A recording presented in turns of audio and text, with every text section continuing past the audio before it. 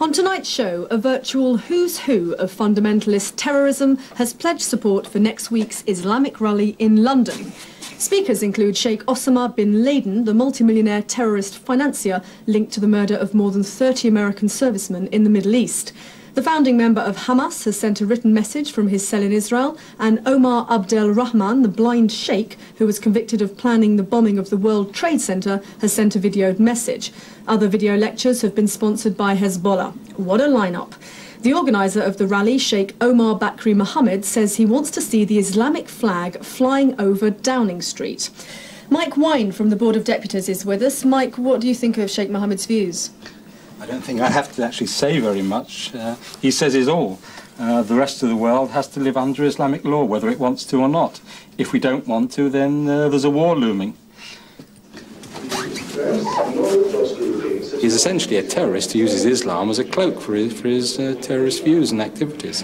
You didn't want to be in the same room as him, did you? You know, you don't talk to a fascist. The guy essentially is that. I mean, he wants to kill Jews. Why am I going to sit and give him a platform? So no, I won't talk to him, just I wouldn't talk to someone from the National Front or from Combat 18 or the Nazis. I think Britain still does not quite realise what Islamist terrorism really means.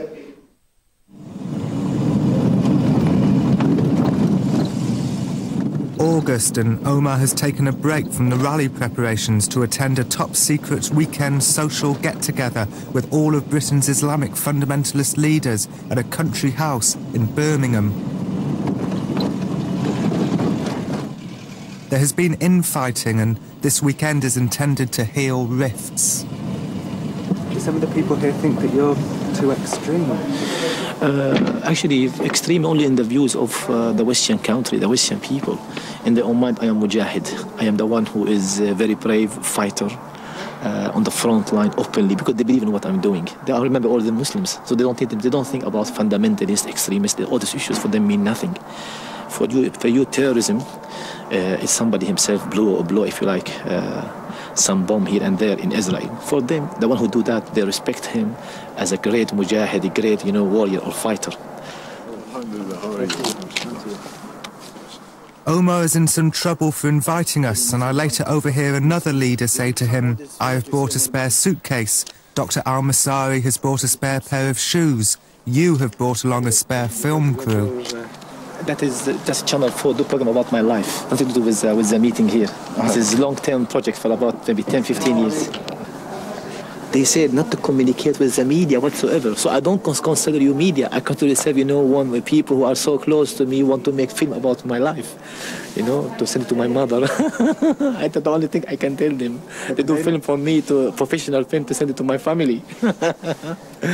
Will you put in a good word for us to stay? I think stay. I would like you to stay, really. But I will speak with them now. I will arrange it. Just wait in the car for a while, and I will come back to you. See you then.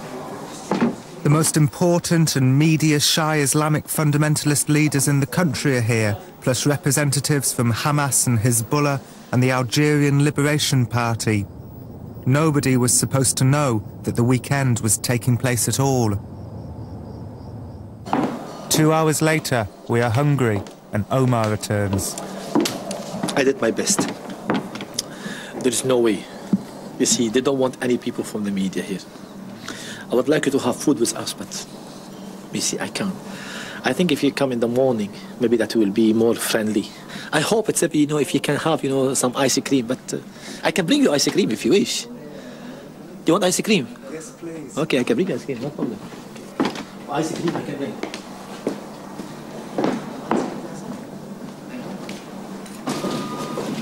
I think that is the best we can do as a guest. To offer you ice cream. You see, now we are cooling down the temperature and and the whole itself tension. Okay? Thank you. See you.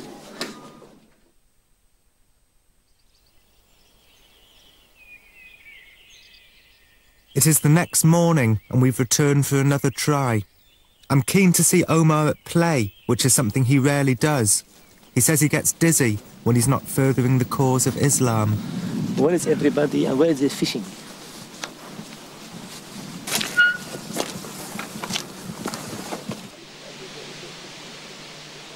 Many of the rival leaders are angry about the extreme negative reactions the rally is generating, especially from the Jewish Board of Deputies.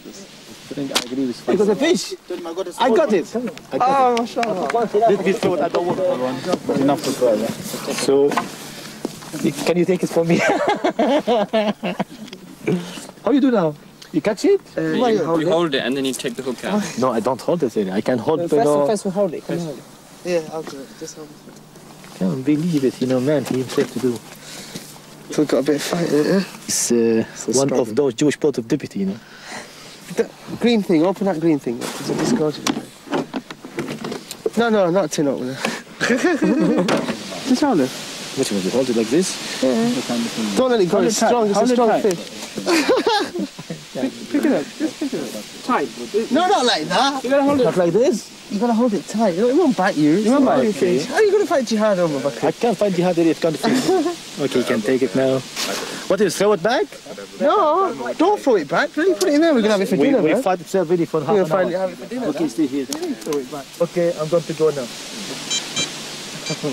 I don't think Omar had a good time fishing. I think he felt mocked by his rivals. We fish with mobile. Especially when they asked him how he expected to fight the jihad if he couldn't hold a fish.